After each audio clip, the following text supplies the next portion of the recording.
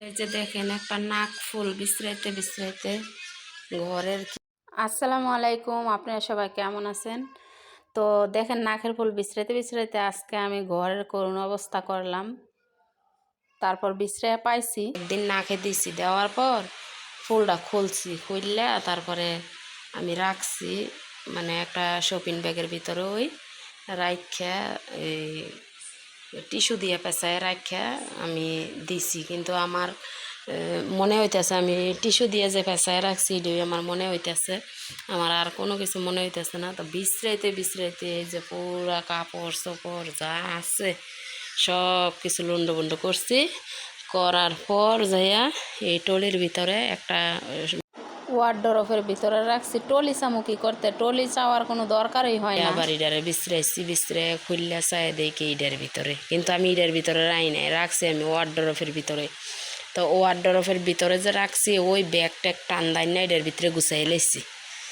তো এটার ভিতরে গুছানোর পর চায়া দেখি কি এই মানে হঠাৎ মনে হইতেছে যে হ্যাঁ ব্যাগটা তো বিশ্রাইলাম, টিস্যুও পাইলাম, সবই পেলাম, ফুলটা পাইলাম না। তো আবার ইডার মধ্যে চায়া লই, পরে ইডার মধ্যে চায়া দেখি কি ইডার মধ্যে এই এমন একটা কসমেটিকের ইয়ার মধ্যে টিস্যু দিয়ে পেঁচাইয়া থুয়ে দিছি। তো পামু কেমনে আমি ওয়ার্ডরোবে সব তলাই লেছি না মায়া বিশ্রাইতে মাথা উলা। তো অবশেষে পাইলাম, কিন্তু অনেক কষ্ট হয়েছে। নাকের ফুল হারাইয়া কি অবস্থা হয়েছিল। তো অবশেষে 7-8 মাস পর আমার বোনের সংসারে বোনে ফিরে যাইতেছে। তো আমার বোনের সব কিছু গোছগাছ করলাম, আর নাকের ফুল বিশ্রাইতে করুণ অবস্থা করলাম রুমের। 12টা বাজায় ফেলছি। তো অবশেষে সব কিছুই গোছগাছ করে নেবো। তো নাড়াচাড়া হয়েছে, সব কিছু ভালো হয়েছে। এই কিনা আনাই হয়েছে, যা পড়া হয় না। এই যে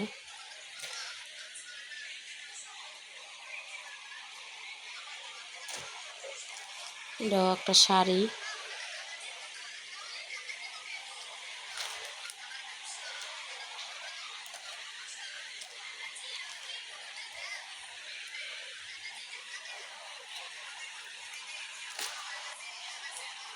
দেখো ডিভোট, এটাও একটা শাড়ি।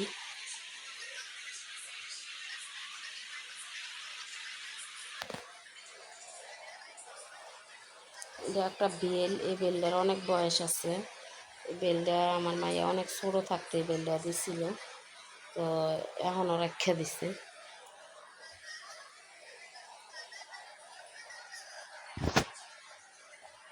এই যে এটাও একটা শাড়ি।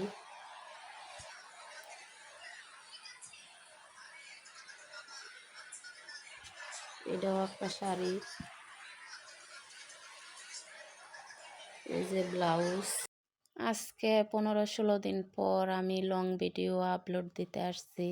তো এই ভিডিওটা কিন্তু করা 15-16 দিন আগে ওই আসলে ভিডিও আপলোড দিই না, এমন মানুষই ভালো না। আর তাছাড়া মেয়েদের হচ্ছে মানে বাবার বাড়ি ছাইরা স্বামীর সংসারে আসা প্রয়োজন দরকার। আর আমারে আপনাদের ভাইয়া বলছে বাপের বাড়ি যাইতে। তো ঠিক আছে, আসলে বাবা মা নাই, তবে তো আমার বাবার বাড়ি আছে। তো যাই হোক, বাবার বাড়ি আমি হচ্ছে আজকে 15-16 দিন যাবৎ আর বোনের শ্বশুর বাড়ি রাইখা আসলাম। তো যাই হোক, আমারে দূরে রাইখা যদি সুখে থাকে তাহলে আমার কোনো সমস্যা নাই, আমি চাই তার সুখ ভালো থাকা। 9টা ব্লাউজ আর শাড়ি, 1টা 2টা 3টা 4টা 5টা 6টা 7টা। এটার ভিতরে একটা শাড়ি আর একটা পাঞ্জাবি। 8টা আরও আছে। যার ভিতরে কষ্ট আছে একমাত্র সেই বুঝে কষ্টটা কীরকম মানে বুকের ভিতরে লাগে। তো ছিন্ন বিচ্ছিন্ন জীবন নিয়ে চলাফেরা আসলে খুবই ভয়ঙ্কর। তো কপালে থাকলে কিছু করার না। আমার ছেলের ব্লেজারের সাথে যে কোটিটা ওই কোটি, এই কোটি একবারও পরে নাই। তো আমার মাইয়া ওই দিনকে এই কোটির হ্যাঙ্গারটা বিশ্রাইছিল, আমার মাইয়াই কিন্তু ওয়ার্ডরোবও গুছায় রাখছে, তো মাইয়াই বিশ্রায় পায় না।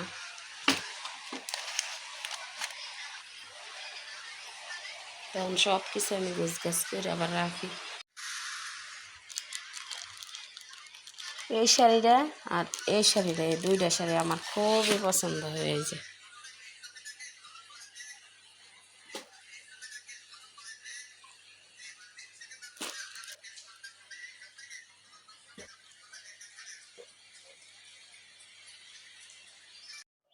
এবার আমি অফ ক্যামেরায় রুমের কাপড় চোপড় যা আছে সব কিছু গোছগাছ করে নিই, তারপরে আবার ক্যামেরা অন করবো, কারণ এক হাতে ভিডিও করি, এক হাতে আবার গুছামো, তাহলে গুছায় আসি।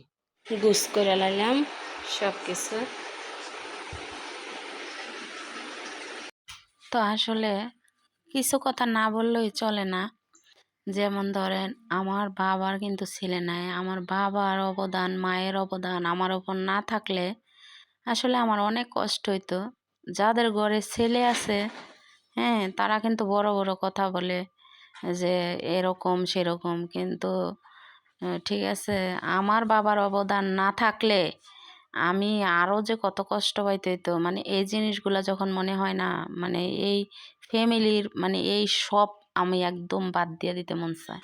তো 6-7 মাসের মতো আমার বোন আমার বাসায় রয়েছে, তো টলিমলি এগুলো সব গোছগাছ করে দিলাম কাপড় চোপড় দিয়া। আমার বাবার ঘরে আমি মেয়ে হইল, আমার বাবার খাবার আজও আমি খাই, যে বাবাই বিয়া দিয়ে দিছে, তারপরও কিন্তু সারা জীবন ভর কিন্তু বিয়ার পর মানে স্বামীরটা খাওয়া লাগে, শ্বশুরবাড়ি থাকা লাগে, এই আর কি। শ্বশুরবাড়ির কথা বলি না, আসলে যে কোনো মানুষই হোক যদি মায়া করে কাছে রাখবো, মায়া করলে তারা মায়ার মতো মায়া করব, কখনো ভুল বুঝবো না, আর কখনো তার উপর গাদ্দারি করব না, এটা ঠিক। এখন হচ্ছে দুপুরবেলা মোরগ পোলাও আনছি। শশা সালাদ জন্য খুললে থইছ, এই যে আমার পোলা আগেই খুললে হেনে রেখে দিছে। আমি চাই মিলেমিশে থাকতে, যে তাদের প্রয়োজনও আমার দরকার, আমার প্রয়োজনও তাদের দরকার। যেমন ধরেন মানে একটা মানুষের জিগায় কিন্তু, তো আসলে এই জিনিসটা ভাগ্য থাকা লাগে, মনের বুঝাইতেও কিছু করার নাই, এটা আর কি। শ্বশুর বাড়ি থাকা খাওয়া ভাগ্য লাগে, আর বিশেষ করে ভাগ্য না থাকলে তো কিছু করার নাই, কিন্তু কপাল লাগে যে আপনার একটা মায়া ভালোবাসা, শ্বশুরবাড়ি থাকা খাওয়া, মানে তাদের যে একটা আদর মায়া মমতা, এই জিনিসটা ভাগ্য থাকা লাগে, আজ আমি বুঝি। আর এই যে এখানে মানে এই যে কম্বল এটা রাইখা গেছে, এটা ধুইয়া পরে দেবো, ধুইতে হইব, এই যে ময়লা হয়ে রয়েছে। তো এই যে ব্যাগপত্র সব কিছু এখানে গোছগাছ আছে। তো আমরা এখন যাওয়ার সময় এই টলি নিয়ে যাবো, এটা কিন্তু অনেক ওজন, মানে গোছগাছ করা শেষ পরে এই যে তালা লাগাই থুয়ে দিছি, কারণ মেয়ে মানুষ বুঝতেই পারেন। আর আমি আমার রুমটা সুন্দর করে গুছাইয়া তারপর রাখিয়া গেছি। এটা চাইছিলাম আমার বোনের দিয়ে দিতে, কারণ নামাজ পড়লে এটা লাগে, তো এটা অনেক ভারী কাপড়, মানে গরম লাগে বেশি, তো এই জন্য হ্যাঁ নাকি নিব না। তো যাই হোক, এইটা ধুইতে হইব, বাসায় আইয়া পরে ধুমু এগুলা। আমার বাবা মায় আমার সুখ দেখে নাই, আর আমার সুখ হইব না আসলে, আর আমার সুখের ইচ্ছাও নাই। আমার নসিব আল্লাহ যা লেখা রাখছে তা হইব, কোনো জোর করে কেউ সুখ পায় না, এটা আল্লাহ দিতে হয়। আরে রুম টুমো মুচ্ছা দিয়ে গেছি, আমার ছেলের খেলনা তো এখানে সেখানে ছিটায় বিটায় থাকে, ওই তারপর রান্নাঘরটারও মুচ্ছা টুচ্ছা দিয়ে গেছি,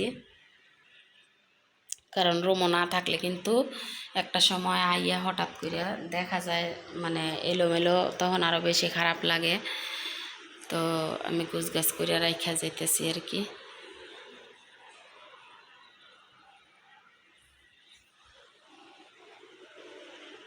ওই রুমের মধ্যে আছে আমার বোনে। এতদিন হয়ে গেছে, আজও ফোন দিয়ে বলে না যে যাও তুমি তোমার সংসারে। তো অবশ্যই যাবো এই 2-3 দিনের মধ্যে।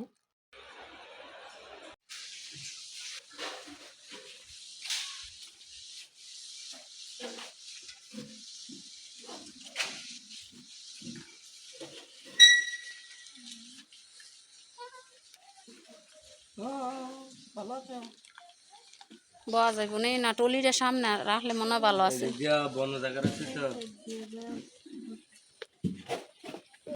এই অটো দিয়া স্ট্যান্ডে যাইতেছি। তো আমরা আসলে আর ক্যামেরা অন করবো না, একদম বাসায় পৌঁছায় তারপর ক্যামেরা অন করবো।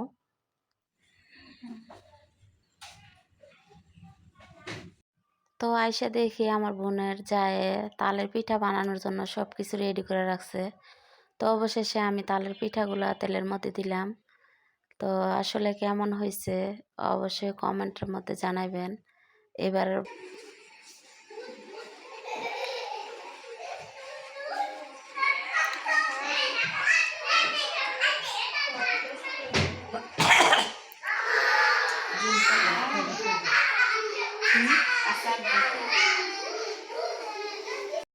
আসলে এই ভিডিওটা বানাইছিলাম খুব সুন্দর কইরা। তো ছোট বাচ্চারা বাইরে চিল্লাচিল্লি করে ডাইনিং রুমের মধ্যে খেলাধুলা করতেছে, তো এই জন্য হচ্ছে আমার বয়সটা দিতে হয়েছে। আর বিশেষ করে এই তালের পিঠা খাইতে কিন্তু অনেকটাই কষ্ট, কারণ বেতের চালনি লাগে এগুলা চালতে। তো শহরের মধ্যে কিন্তু এগুলা করা যায় না। তারপরে আবার আমার আরেক বোন মানে এই পিঠা বানায়া দিয়া পাঠাইছে আমরার জন্য।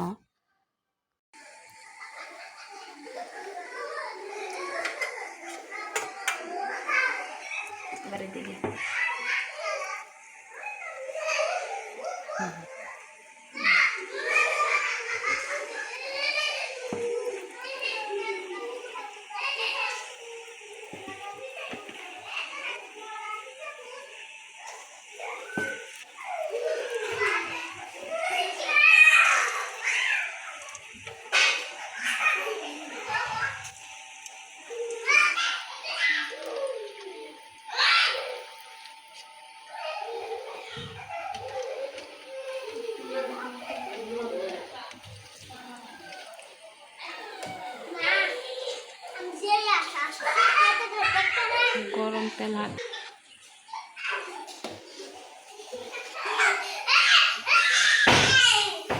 যে যাই বলে আমার তালের লাড্ডু বানানো কেমন হইতেছে কমেন্ট বক্সের মধ্যে জানাইবেন।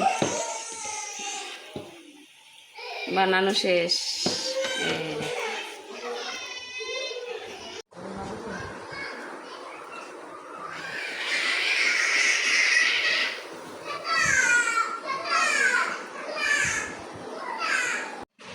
বসে বসে খাও, ওইদিকে আসেন।